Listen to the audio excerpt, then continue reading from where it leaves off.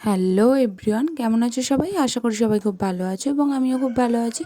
আমার কিন্তু গলাটা এখনও ঠিক হয়নি, আমি জানি না কেন এত প্রবলেম হচ্ছে। হয়তো মেডিসিন খাচ্ছি না, তার জন্যই প্রবলেম হচ্ছে। তো বাড়ি যাচ্ছি, তার জন্যই বাড়ি আমি এসেছি। তোমার 11 তারিখ আজ অবধি ব্লগটা দেওয়া হয়নি, কারণ কিছু প্রবলেম ছিল তার জন্য। তো চলো ব্লগটা আজকে এডিট করতে বসছি। তো আমরা প্রথমে স্টেশনে নেমে গিয়ে খেয়ে নিয়েছিলাম ডাব। তারপরেই আমরা আবার স্টেশনের ভেতরে চলে এসেছি, দিয়ে ওখানে ওয়েট করছিলাম অনেকক্ষণ। তারপরে ট্রেনটা আমাদের আসে, অ্যাটলিস্ট আমরা সবাই উঠে পড়ি, কারণ আমাদের কলেজেরই সেই দিন প্রত্যেকটা তোমার 300 জন মতো গেছিলো। তো তারপরে আমরা ট্রেনে বসে এরকম মজা মারছিলাম। তারপরে অনেক হাসাহাসি মজা আড্ডা দেওয়ার পরে আমরা বিরিয়ানিও খেয়ে নিয়েছিলাম। তারপরে বিকাল হয়ে যেতে আমরা একটু মুড়ি খেয়ে নিলাম। তারপরে আমি ড্রেসটাও চেঞ্জ করে নিলাম, কারণ অনেক গরম করেছিল সেই দিনটায়, তার জন্য।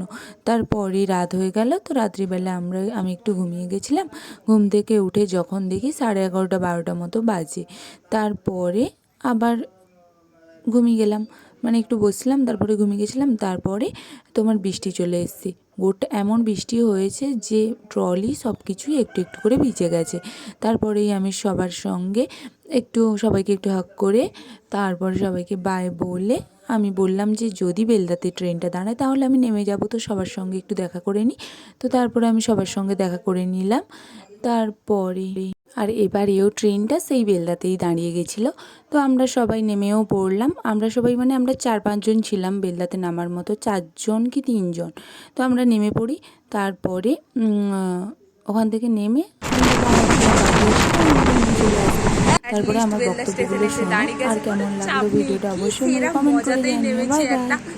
আমি কখনোই ভাবতে পারিনি যে দাঁড়িয়ে যাবে, ভাবতে পারিনি নয়, এর আগেও এরকম একবার রাত্রিবেলা নেমে গেছিলাম। তো আমার মনে হয়েছিল যে হয়তো দাঁড়াতে পারি, তাই দাঁড়িয়েও গেল অ্যাটলিস্ট ট্রেনটা, আর সুন্দর মজাতে নেমে গেলাম। Bye bye. কেমন লাগলো ভিডিওটা?